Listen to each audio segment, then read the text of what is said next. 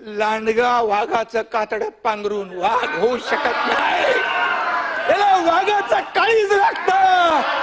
शेर का बच्चा है, शेर का बच्चा, खुलेआम किया। हिम्मत है तुम्हारे में? अरे जनता ने तुम्हारे को दिखाई दिया, जनता ने दिखाया, तुम्हारी जगह दिखा दी। तुम्हाला विधानसभेच्या जागा 100 लढवल्या, 20 जिंकल्या, या पठ्ठ्याने 80 लढवल्या, 60 जिंकल्या, 60 जिंकल्या। अरे तुम्ही काय लढवणार? तुम्हाला भूमिका बदलली। यांनी शिवाजी महाराजांची भूमिका बदलली, बाळासाहेबांची भूमिका बदलली। तुम्ही हिंदुत्वाचे विचार सोडले म्हणून घरकाना घाटका झाले, घरकाना घाटका, इधर कभी नाही उधर कभी नाही।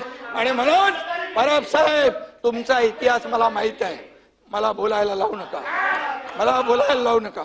मी बोलत नाही, मी कधीही कमरेच्या खाली वार करत नाही, मला सगळं माहित आहे, अंडी पिल्ली सगळी माहित आहे, कोण कुठे गेला, कशाला गेला हे मला माहित आहे। हा एकनाथ शिंदे ज्यांनी केलं, खुलेआम केलं, खुलेआम।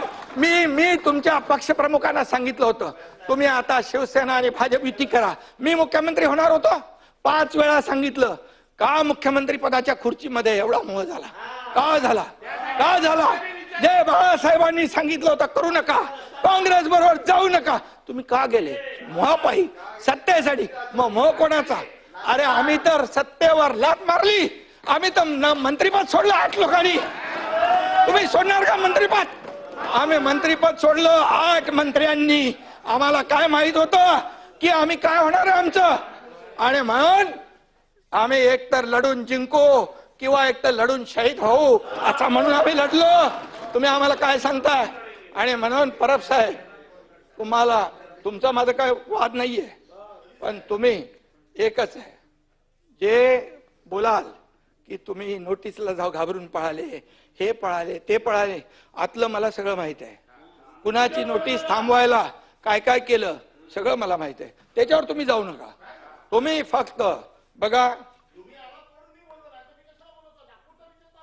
मी तुम्हाला काय म्हणालो? नाही, सभागृहामध्ये तुम्ही देखील काहीतरी बोलला होता असं मी बोललो। काय? कशावर? छळ छळ छळ छळ झाला। तर तुम्ही इथं बोलले होते ना, बसून बोलू नका। संभाजीराजे, संभाजीराजे, मी काँग्रेस प्रदेशाध्यक्ष आणि देवेंद्र फडणवीसांच्या बद्दल बोललो की त्यांनी म्हणाले की औरंगजेबासारखा क्रूर प्रशासक मुख्यमंत्री आहेत। मी त्याच्यावर सुरू केलं, ते म्हणजे मी बोललो त्यांचे काय डोळे काढले, त्यांची काय जीभ छाटली, त्यांची काय नख उपटली, त्यांची काय कातडी सोडली? काय केलं देवेंद्र फडणवीसांनी, मुख्यमंत्र्यांनी काय केलं? सोलायला पाहिजे होती। आणि मग मी म्हणालो आणखी कोणाचा तुमचाही छळ झाला, तुम्ही जेव्हा उठायला उभे राहिले तेव्हा मी बोललो तुमचाही छळ झालाय का?